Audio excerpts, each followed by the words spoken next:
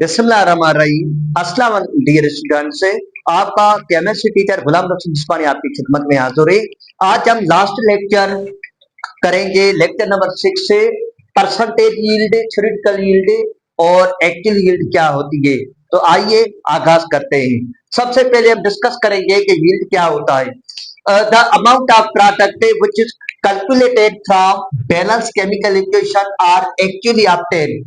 It means that हम ये कहेंगे कि जो अमाउंट हम कैलकुलेट करेंगे बैलेंस इक्वेशन में, या हम एक्चुअल जो यील्ड होगी या एक्सपेरिमेंटल वैल्यू, हम ऐसे ही कह सकते हैं कि एक्सपेरिमेंटल वैल्यू जो हम कैलकुलेट करेंगे उसको हम यील्ड कहेंगे या केमिकल यील्ड भी कह सकते हैं। अच्छा, थ्योरेटिकल यील्ड को हम कैलकुलेटेड यील्ड भी कहेंगे और एक्सपेक्टेड यील्ड। इट मींस क्या, जैसे मैं आपको एग्जांपल दे दूं, मैं ये कहता हूं कि भाई कारोबार है, बिजनेस है, उसमें से मुझे 3000 से 3000 मुनाफा मिलेगा। लेकिन जब मैंने कैलकुलेट करूंगा, ये तो थ्योरी मैंने अपने अपनी तरफ से आइडिया दिया, जब मैं कैलकुलेट करूंगा मतलब actual practical yield actual yield में करूंगा, इसमें डिफरेंस क्या है। तो 2800 2700 मतलब मुझे अमाउंट मिला, मतलब तो 300 400 वो क्या हुए, कम हुए। जब प्रैक्टिकली मतलब मैंने जब किया, तो यही भी केमिस्ट्री की दुनिया में यही है। फॉर एग्जाम्पल तौर पर देखिए जरा डेफिनेशन में, यहाँ पे the maximum amount of product which can be produced by balanced chemical equation or reactions by using its limited reactants। मैंने स्टोइकियोमेट्री में बताया था कि लिमिटेड रिएक्टेंट की और स्टोइकियोमेट्री की एप्लीकेशन से एक लिमिटेड रिएक्टेंट और परसेंटेज यील्ड और एक्चुअल यील्ड जो हम अब डिस्कस कर रहे हैं, ये इसकी एप्लीकेशन थी। अब देखिए जरा यहाँ पे कार्बन का रिएक्शन हो, कार्बन डाइऑक्साइड ऑक्सीजन के साथ कार्बन डाइऑक्साइड बना, तो 44 ग्राम मैंने ये मतलब क्या बताया कि भाई ये थ्योरेटिकल यील्ड है, ये 44 ग्राम होंगे। लेकिन देखिए जरा यहाँ पे प्रैक्टिकल यील्ड में क्या हुआ, प्रैक्टिकल में यहाँ पे 30 ग्राम हमें मिल रहे हैं। जब मैंने प्रैक्टिकली देखा, तो अब डेफिनेशन देखिए इसको जरा, यहाँ पे देखिए प्रैक्टिकल यील्ड और एक्चुअल यील्ड और एक्सपेरिमेंटल यील्ड इसको कहेंगे। देखिए जरा यहाँ पे, the amount of product actually obtained from chemical reactions is called actual yield और practical yield। It means that जो एक्चुअल यील्ड जो अमाउंट हमें प्रैक्टिकली तरह से मिले, जैसे मैंने आपको यहाँ पे एग्जांपल दे रखा है, या हम डेफिनेशन इस हवाले से भी कह सकते हैं, the amount of product which obtain from actual experiment, उसको हम क्या कहेंगे कि भाई प्रैक्टिकल यील्ड या एक्चुअल यील्ड या एक्सपेरिमेंटल यील्ड कहेंगे। जैसे कार्बन ऑक्सीजन, कार्बन का बर्निंग प्रोसेस हुआ तो हमें क्या मिला, 30 ग्राम मिले। तो यही था मतलब जो प्रैक्टिकल और थ्योरेटिकल यील्ड में क्या डिफरेंस है। देखिए यहाँ पे कभी कभी सवाल पूछा जाता है कि why actual yield is always less than theoretical yield. मतलब क्या होगा कि थ्योरेटिकल यील्ड मैंने जो अंदाजा लगाया कि भाई ऐसा होगा वो होगा, लेकिन कौन सी वजह है, ये क्वेश्चन कभी कभार बोर्ड के पेपर में भी पूछा जाता है, लेकिन एंट्री टेस्ट के हवाले से भी ये एमसीक्यू पूछा जा सकता है। कौन सी रीजन हो सकते हैं।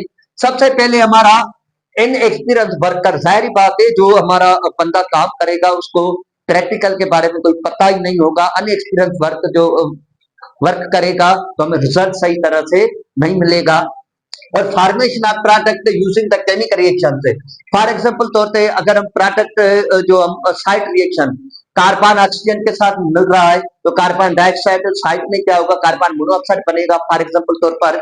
तो यहाँ पे मैकेनिकल लॉस क्या होगा कि भाई फिल्ट्रेशन के दौरान, वॉशिंग के दौरान, डिस्टिलेशन प्रोसेस के दौरान, सब्लिमेशन के दौरान, क्रिस्टलाइजेशन के दौरान हम कुछ अमाउंट जो है हमारा लॉस हो सकता है, इस वजह से भी होता है। और रिवर्सिबिलिटी रिएक्शन, जाहिर बात है रिएक्टेंट का कन्वर्ट होता है प्रोडक्ट में, कुछ अमाउंट प्रोडक्ट कन्वर्ट होता है रिएक्टेंट में, 100% नहीं होता।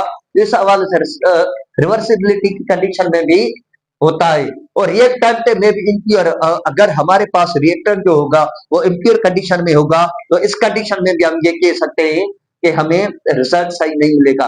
Reaction condition is not suitable for the reaction. It means that हम ये कह सकते हैं कि भाई टेम्परेचर, प्रेशर, हमारे एटमॉस्फेयर में जो भी मतलब मौसम के हवाले से मतलब प्लस माइनस हो सकता है, तो रिएक्शन कंडीशन भी हो सकती है।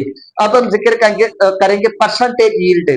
परसेंटेज यील्ड क्या होती है, the efficiency of chemical process. Efficiency means कारकर्दगी। यहाँ पे जो भी हम अंदाजा लगाएंगे वो on the basis of efficiency के तौर पर।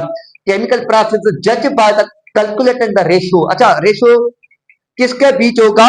देखिए जरा यहाँ पे प्रैक्टिकल यील्ड और दूसरा क्या होगा? Theoretical yield. ये दोनों के बीच में हम रेशियो को कैलकुलेट करेंगे और उसको हम मल्टीप्लाई करेंगे 100 के साथ। उसका फार्मूला हम देखेंगे। यहाँ पे मैंने ये जस्ट मैंने एक्सप्लेन किया है। फॉर एग्जांपल तौर पे ये दो बच्चे हैं। इन दो बच्चों को मैंने लैब में मतलब कहा कि भाई आप ये परफॉर्म करें। फॉर एग्जांपल तौर पे एक बच्चे ने कार्बन का जो अमाउंट ऑक्सीजन के साथ जो बर्निंग प्रोसेस किया वो था, मतलब क्या था? ये था थ्योरेटिकल और ये क्या है हमारा मतलब जो एक्चुअल है। उसके बाद हमने इसको डिवाइड किया और 100 के साथ है हमने इसको मल्टीप्लाई किया। तो हम क्या करेंगे, कह सकते हैं कि भाई इसका रिजल्ट क्या हुआ? 79.5%। और यहाँ पे 38 है। दूसरे बच्चे ने जो मतलब जो अपना प्रैक्टिकल यील्ड जो हमें बताई, practical yield upon theoretical yield, इसका फार्मूला है किताब में भी दिया गया है। जरप्या इंटू मल्टीप्लाई इंटू 100, तो हमें क्या मिला? 86.3%। इस हवाले से हम इफिशियंसी मतलब ये क्या है? केमिकल रिएक्शंस की क्या है? हमारा एफिशिएंसी है। उसके बाद कभी कभार सवाल पूछा जाता है कि एक्चुअल यील्ड और थ्योरेटिकल यील्ड में क्या डिफरेंस होता है? प्यारे बच्चों देखिए जरा यहाँ पे मैं आपको बता दूं कि the amount of product obtained by chemical reaction से, जो अमाउंट हमें केमिकल रिएक्शंस के थ्रू मिले उसको, उसमें क्या होगा कि भाई रिकॉर्ड द एक्सपेरिमेंट। जैसे मैंने आपको यहाँ आपको बताया समझाया फॉर एग्जांपल तौर पर। और यहाँ पे क्या होगा? Product which obtained by calculation from balance chemical equation.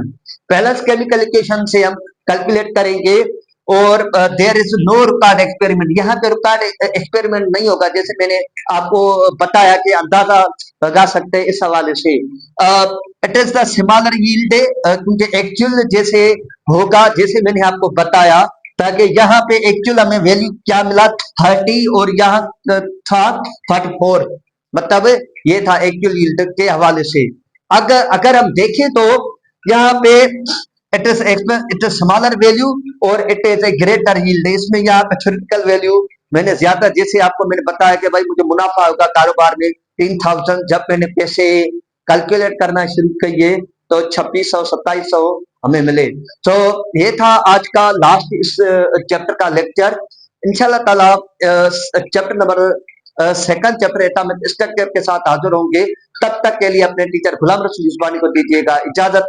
अपनी मेरी दुआ है अल्लाह ताला से, अल्लाह ताला आपके इल्म में इजाफा अता फरमाए। ओके, अल्लाह ने के बाद।